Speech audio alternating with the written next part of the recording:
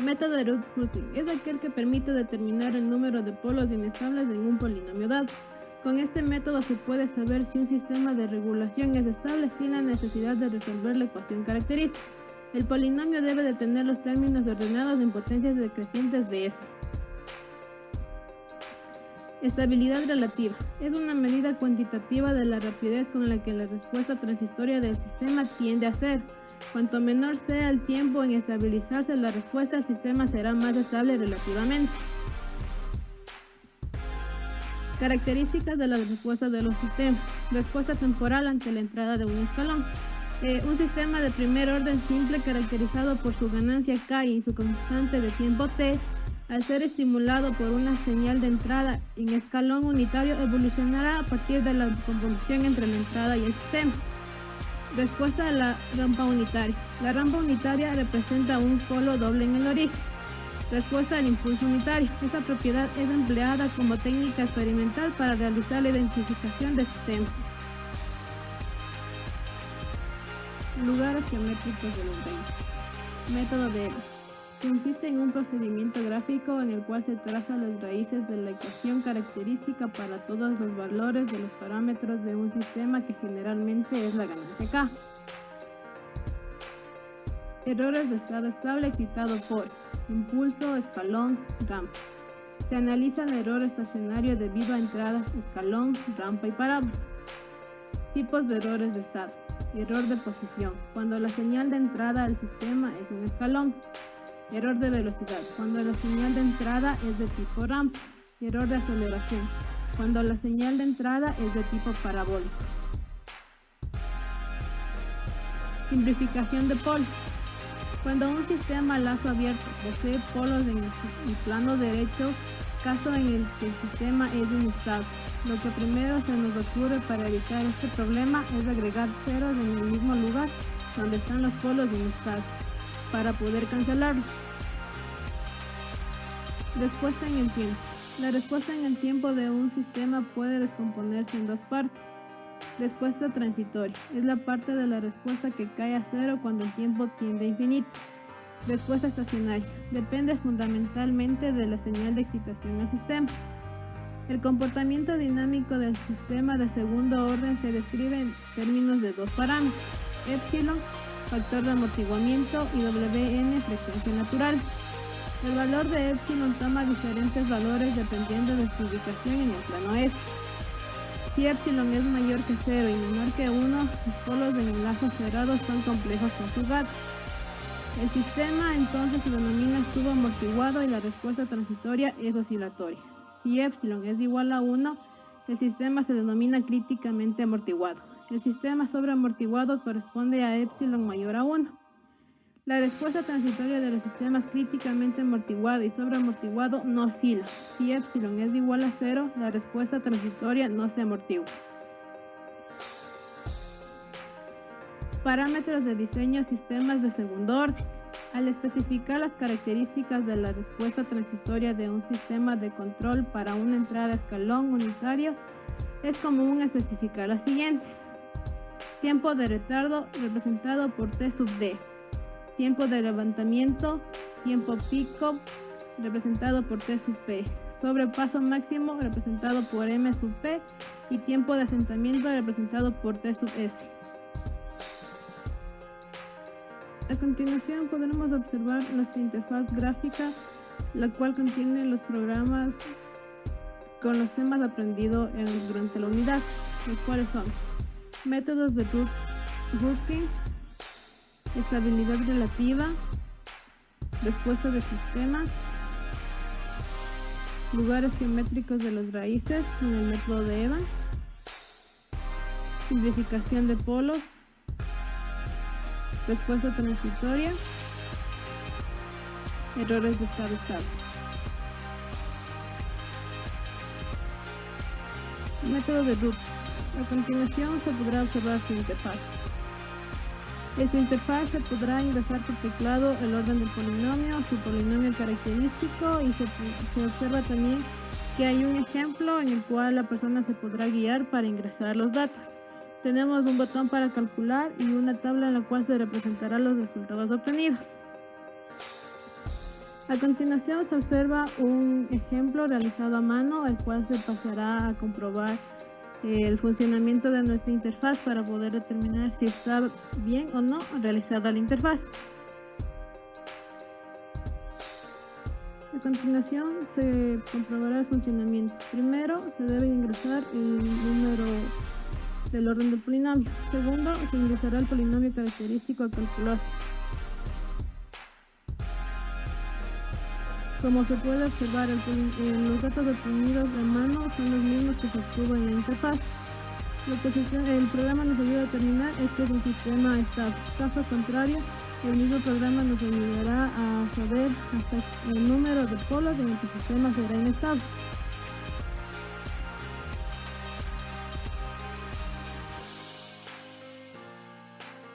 A continuación, se analizará la interfaz gráfica de estabilidad relativa.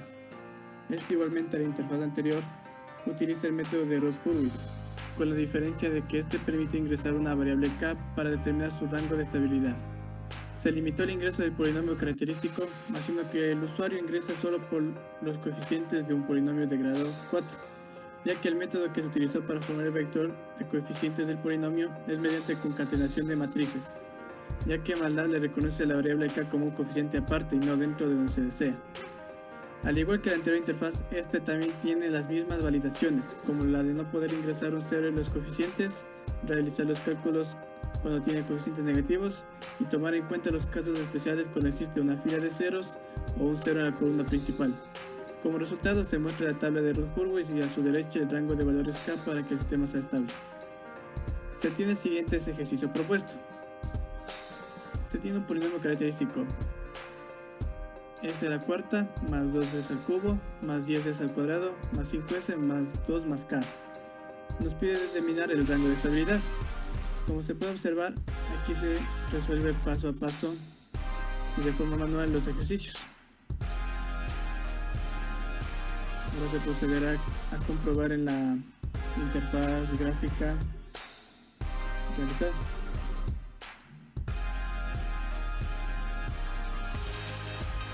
Ingresamos los coeficientes de nuestro polinomio del ejercicio en nuestra guía. En este caso ingresamos 1, 2, 10, 5 y 2 más k. Le damos en el botón calcular. Y como se puede observar, se muestran los mismos resultados a los calculados, tanto la tabla de Ross-Hurwitz como su rango de estabilidad, concluyendo así que la interfaz funciona correctamente.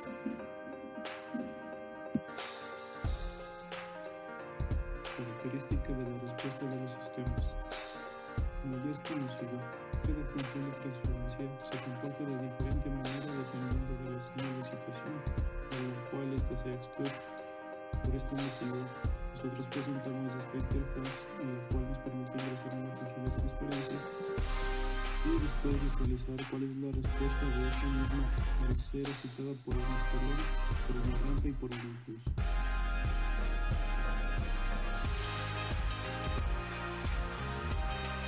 Para la comprobación de nuestro programa, hemos preparado un ejercicio, el cual lo resolveremos paso por paso, y es evidente observar que nuestra función de transferencia se comporta de diferente manera dependiente de la señal de excitación. Para la visualización, nosotros realizaremos la transformada inversa de Laplace para posteriormente representarla en función del tiempo. Una vez que hemos desplegado nuestra guía, nosotros podemos realizar el ingreso de una función de transferencia. En este caso la haremos de un orden 1.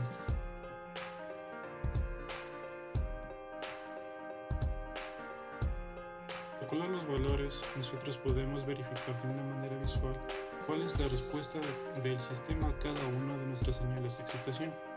Además, podemos observar cuál es la transformada de cada una de estas en función del tiempo.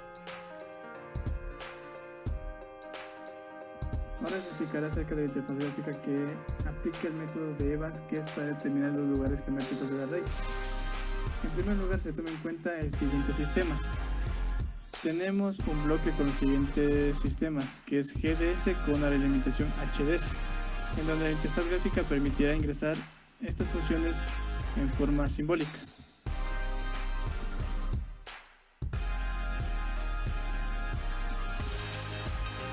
se sabe, el método de Evans analiza el sistema en enlace abierto. Entonces, como resultado, la interfaz deberá mostrar lo que se considera lo más importante, como son los polos y ceros, el número de ramas que va al infinito, si existe simetría, el centroide para las asíntotas y los posibles puntos de dispersión. Además de que se podrá visualizar el diagrama de polos y ceros y su comportamiento en otro gráfico. Se tiene la siguiente multiplicación de sistemas que se forman en enlace abierto.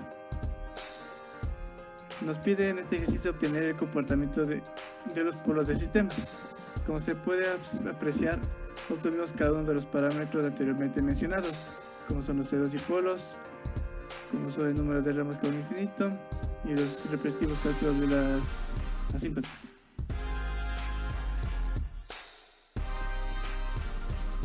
Colocamos los datos del sistema G y los del sistema H en los espacios en blanco de forma simbólica, como se muestra el ejemplo en pantalla. Le damos el botón calcular.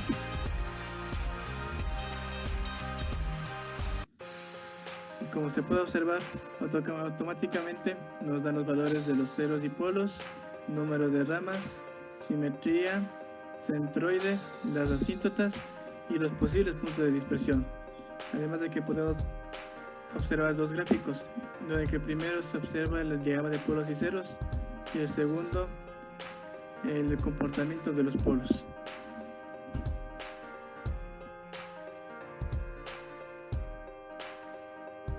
Simplificación de polos. Ahora presentamos una interfaz que nos permite realizar el ingreso de una función de transferencia tal y como se muestra en nuestro ejemplo. El algoritmo determina cuál es el polo menor o el polo dominante, cuál es el polo mayor, el cual va a ser simplificado. El programa realizará un proceso siempre y cuando cumpla la condición 6 que multiplica A tiene que ser menor a B, donde A es el polo dominante y B es el polo que va a ser simplificado.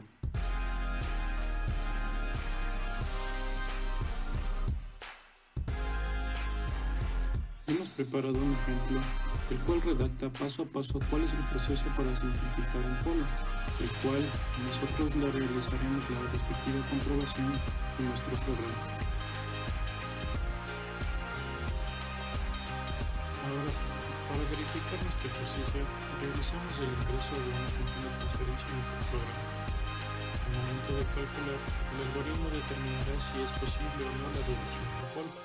De ser lo posible, nos mostrará cuál es la función de transferencia real y cuál será nuestra función de transferencia simplificada. Como podemos observar, no existe mucha diferencia, verificando de esta manera el funcionamiento correcto de nuestro algoritmo. Respuesta transitoria, sistemas de primer orden. En la interfaz se muestra una nota de cómo ingresar los valores de K y A para formar el sistema.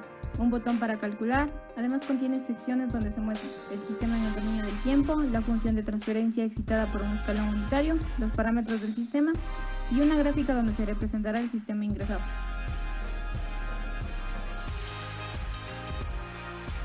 Para demostrar el correcto funcionamiento del programa se ha tomado un ejercicio resuelto a mano, con valores de K igual a 6 y A igual a 8.33. En el ejemplo se puede ver el cálculo del punto de estabilidad y el tiempo de levantamiento. También la función de transferencia y el sistema en el dominio del tiempo.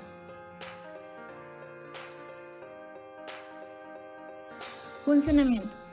Para el funcionamiento se procede a ingresar el valor de K igual a 6 y A igual a 8.33 y seleccionamos calcular. A continuación se pueden observar todos los resultados obtenidos y la representación del sistema en la gráfica. Tenemos los parámetros del tiempo de levantamiento de 0.45, el punto de equilibrio en 0.72 y la representación de las funciones en la gráfica. Y podemos observar que estos datos concuerdan con el ejemplo presentado.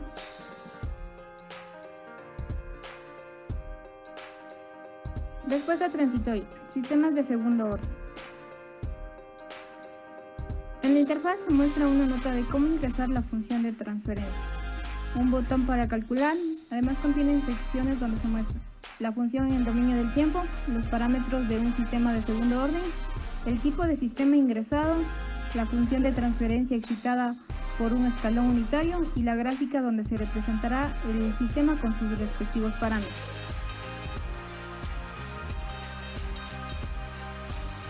Para demostrar el correcto funcionamiento del programa se ha tomado un ejercicio resuelto a mano con una función de transferencia de 10 sobre s al cuadrado más 2s más 5. En el ejemplo podemos ver el cálculo de cada uno de los parámetros del sistema de segundo orden obtenido. Funcionamiento. Se procede a ingresar la función de transferencia representada en el ejemplo, 10 sobre s al cuadrado más 2s más 5, y se calcula. A continuación se puede observar todos los resultados obtenidos. Se determina que es un sistema subamortiguado, se muestran los diferentes parámetros y la representación del sistema en la gráfica. Se puede comprobar que los resultados concuerdan con los del ejemplo. En este caso es un sistema subamortiguado, contiene todos los parámetros de un sistema de segundo orden.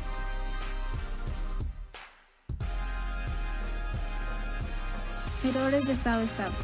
En la interfaz se muestra una nota de cómo ingresar la función de transferencia, un botón para calcular.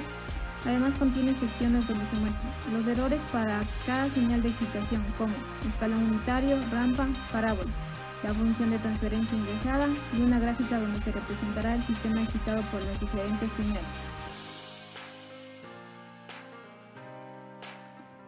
Para demostrar el correcto funcionamiento del programa se ha tomado un ejercicio resuelto a mano, con una función de transferencia total de 25 sobre s al cuadrado más 6s más 25. En los cálculos se observa los errores obtenidos al excitar la función con las diferentes señales.